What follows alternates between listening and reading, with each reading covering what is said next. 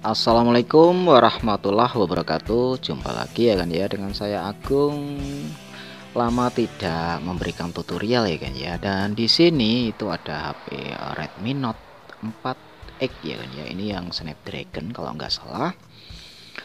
Dan kerusakannya itu touchscreen-nya tidak bisa disentuh ya kan ya. Oke, touchscreen-nya tidak bisa disentuh. Meskipun touchscreen-nya itu ya juga sudah pecah sebenarnya ya kan ya. Tetapi kata user itu kena air ya kan ya, kena air. Dan jangan lupa lepas SIM injektornya, SIM tray, dan bongkar backdoor belakangnya ya kan ya, itu terbuat aluminium. Dan lalu langsung saja menuju ke soket touchscreen ya kan ya, karena ini soket touchscreen-nya itu ada di atas. Berarti ini adalah Redmi Note 4X Snapdragon. Dan sebelum kita melanjutkan ke soket touchscreen, lepas terlebih dahulu soket baterainya ya kan ya. Dan soket baterai ada di samping itu ya, di atas. Dan kita lepas soketnya dan kita amati apakah ada yang konslet atau korosi atau putus jalur seperti itu. Dan ternyata itu ada putus jalur ya kan ya, di bagian nomor 1 ya kan ya, nomor 1 bagian nomor 2 dari 1, 2 itu urutannya kan ya, itu 1 sampai 10. Dan nomor 2 yang korosi yang menyebabkan konslet ya kan ya, konslet karena kena air, jadi putus jalur. Dan di fleksibel nomor 2 tadi itu adalah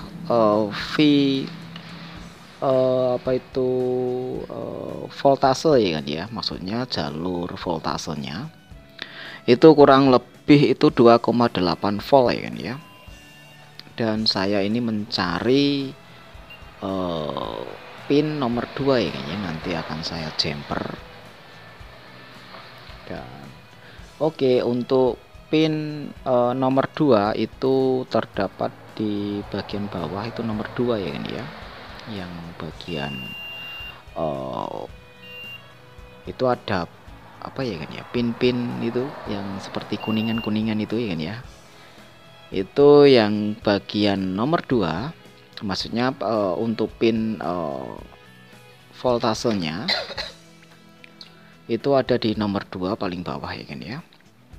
Dan saya ulangi lagi, jika yang penting itu ada voltasenya ya kan ya, 2,8 volt. Jika tidak diketahui voltasenya, itu berarti jalurnya putus ya kan ya. Tetapi jika diketahui ada voltasenya, berarti cuma jalurnya putus saja, dari soket fleksibelnya itu putus, jadi tidak nyambung. Solusi itu tinggal di jumper ya kan ya, tinggal di jumper. Untuk penjumperannya itu sangat susah. Sangat susah sekali. Mungkin kalau cara seperti ini itu harus ya teknisi HP mungkin yang bisa ya kan ya, yang bergelut tentang HP, karena ini adalah kerusakan hardware. Jadi jarang sekali user itu bisa nyervis yang seperti ini. Dan kita siapkan fluk, juga kawat jumper ya kan ya. Untuk kawat jumpernya yang paling kecil saja, karena banyak ukuran ya kan ya untuk kawat jumper. Jadi pilih saja yang paling kecil, karena nanti jika tidak paling kecil nanti gampang lepas untuk solderannya.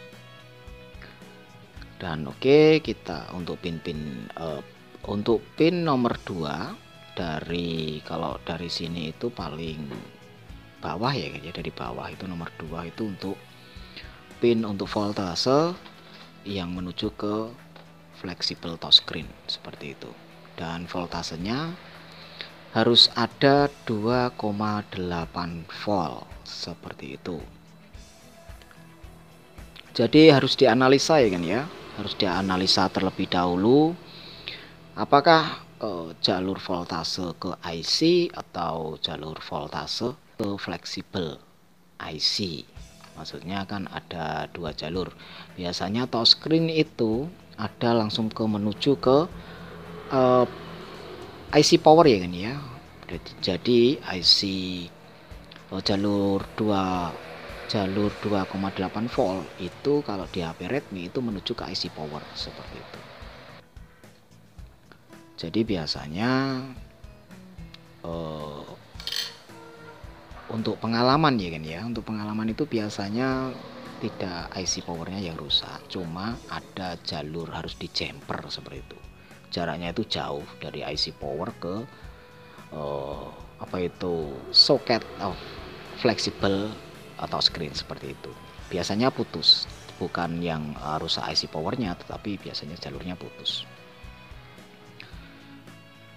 Dan oke, ini adalah jumper ya kan ya, menjumper. Ini tidak saya terlalu dekat karena juga terlalu susah ya kan ya.